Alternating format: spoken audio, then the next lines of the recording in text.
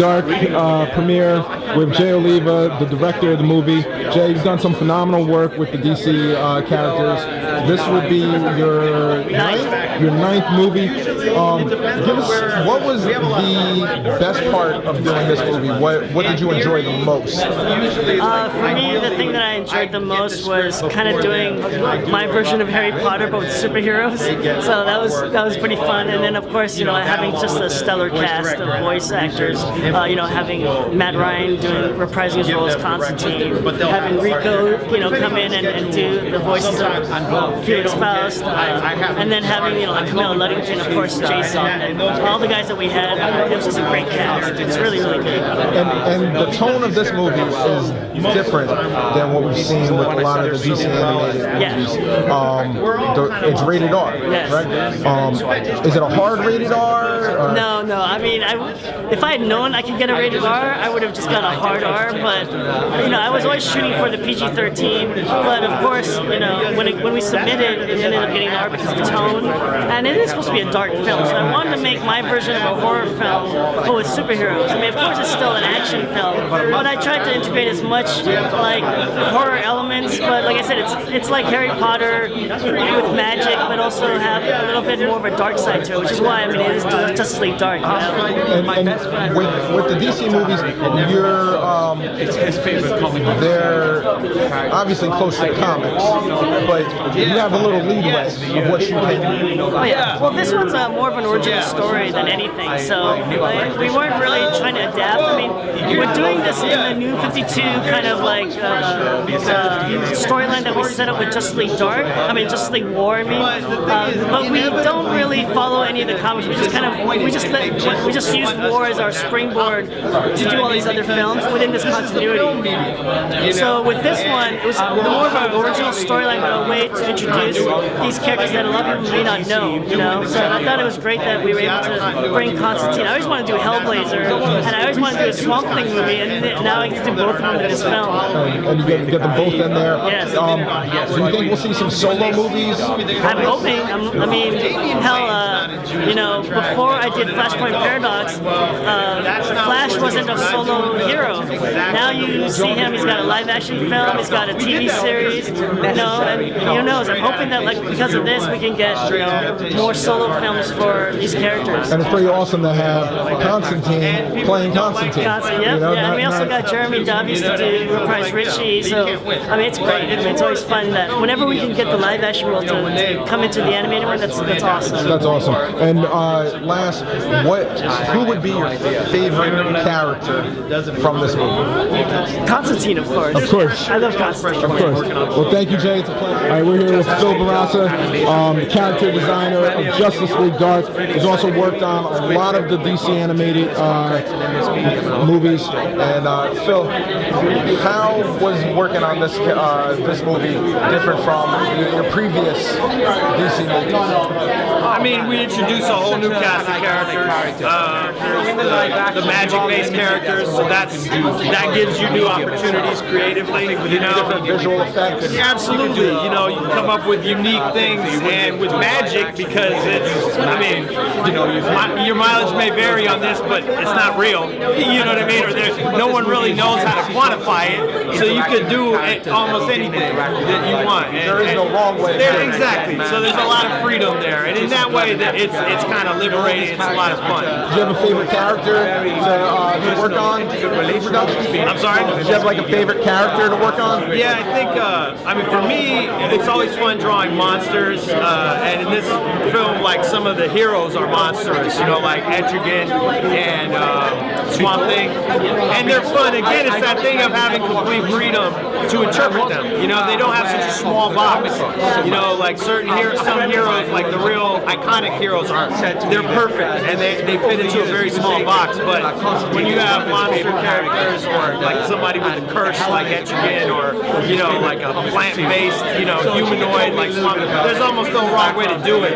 So there's a lot there's just a lot of latitude and a lot of room to play. It's really fun. It's a real dark, gritty movie compared to some of the other ones. I like the tone. I like that this is rated R. Yeah, we didn't know at the time that it would be rated R. You know, I mean, funny. You know, there's probably a few R cuts of other movies we've done that are PG-13. You know what I mean? But we dial it back until it's acceptable. I think had we known it was R, you would have seen Constantine smoking.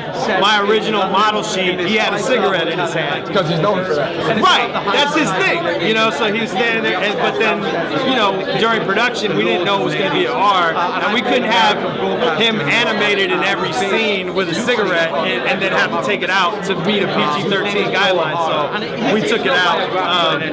But you know, yeah, it's cool, man. It's cool going to the darker places. We're here with Matt Ryan. This is the Constantine. You know him from live action. He's also playing Constantine in Justice League Dark. Matt, it's a pleasure to meet you.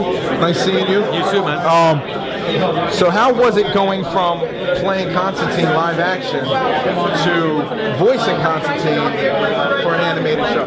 Well, it's funny, you know, the character just doesn't seem to want to go away, which is a great thing, you know. I feel very lucky that the fans have kind of, you know, liked my performance as Constantine, and that has in turn kind of, you know, keeps on bringing me back to the role. But, you know, playing it live action to the animation, it's the same DNA of the character essentially.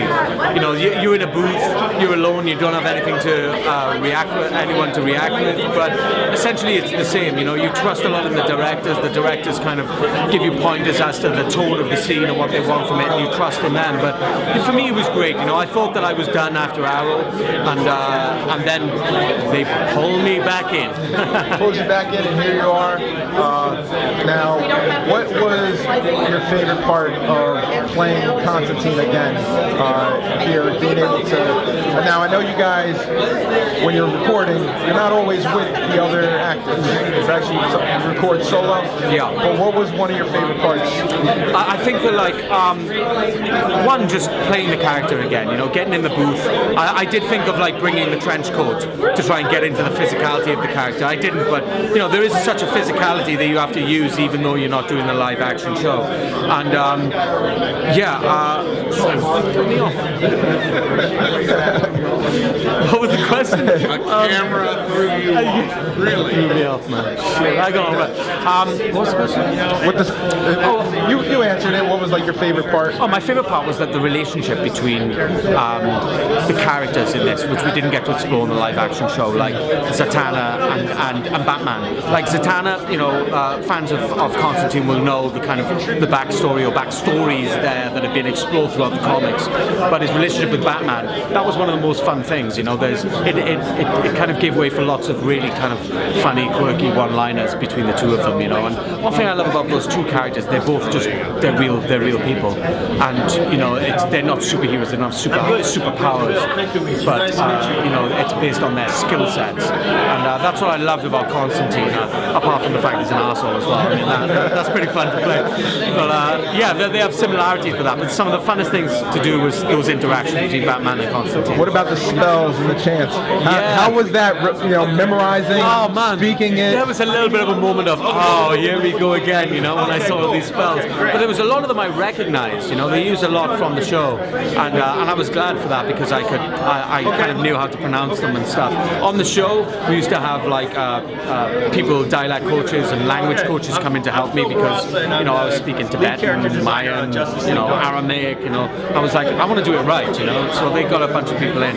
But yeah, there was a little moment of, oh, okay, here we are again, like doing these spells. How many retakes would you have to do sometimes? Oh, a few. You'd be like, a few, yeah. And the trick is to always swear after one that you get wrong, so that they can't use it. Could you give us one? No, they're gone.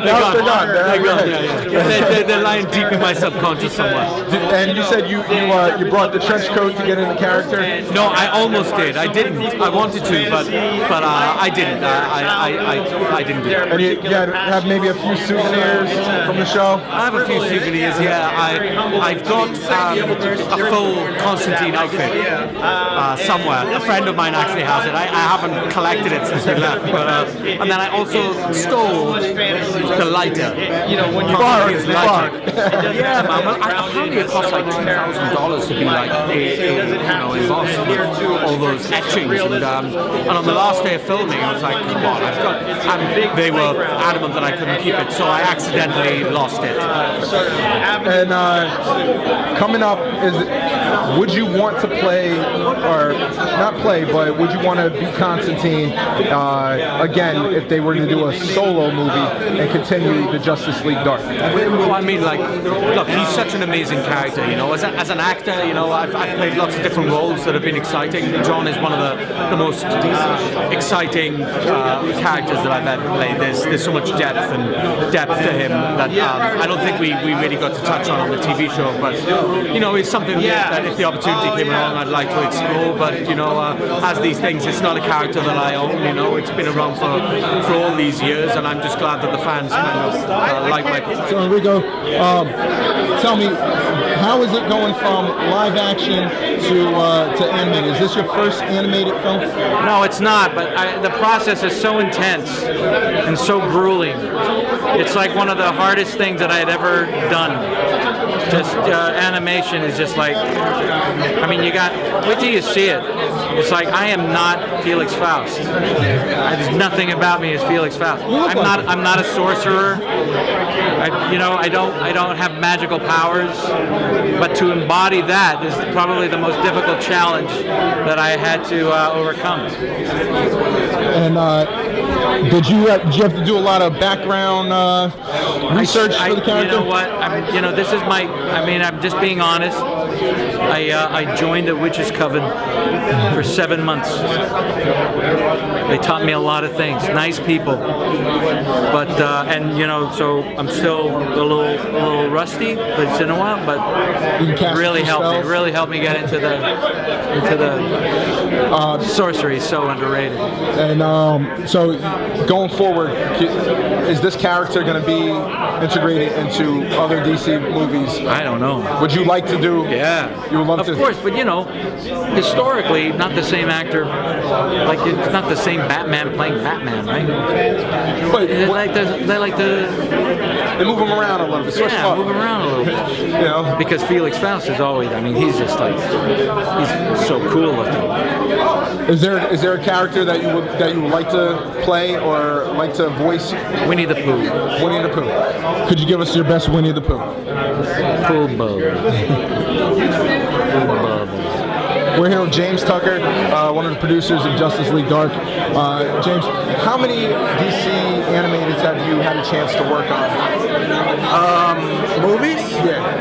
I think this makes my 13th or 12th or 13th. 12th or 13th? And what makes this one different from the previous ones? This one is probably the first horror movie in our line of DC movies that are in continuity. Starting with Flashpoint. All the movies that we've done after that have been kind of in continuity. So this is in its own. This is part of a continuing continuity. But this is the first horror movie in that line, and it focuses on the occult characters in the DC universe and shows a different angle from what we're used to seeing with the the normal Wonder Woman, Batman, Superman stuff. And Phil and Jay, they said that it was not intended to be an R-rated, but it turned out to be. Moving forward, are you? Is this an avenue that you guys might explore and see what you can get away with, and as far as the characters, is it something that you would like to see? Well, we basically in the old days we were told make it a PG-13, and so I've had other R movies that were we go in just doing the movie, and we do whatever we think the story needs, and we don't know. There's movies we thought were going to get R's and didn't, and there's movies we thought were going to get PG-13s that got R's, and now they basically are telling us, and I agree with this, that if the material deserves an R and they feel confident in it, and we feel strongly about it, they'll let it be an R. Something like Justice League Dark or say Killing Joke, I don't know how you don't do those as R's. But again, they were right. We didn't set out to make this an R. We didn't know what we were going to do, and so the success of Killing Joke allowed it. You know, when we did get the R, we didn't have to recut it or anything. So that's how. But we didn't design it to be an R. Is there a character or property that is on like your wish list that you're waiting to put onto the screen? I mean, I would, Swamp Thing's in this, but I would love to do a standalone Swamp Thing movie. I'd love to do a Green Lantern Corps movie. DC's got a very deep bench of characters that rarely get exposure. So, I'd love to do a Jonah Hex movie. Any number. DC's got a lot of cool toys to play with. So. And is there anything that you can kind of hint at that you might be seeing down the pike? Well, it's already been announced, but Judas Contract is coming up in the spring sometime, and I'm really happy with how that turned out. I think again we're starting a new line within our continuity of Teen Titans movies now.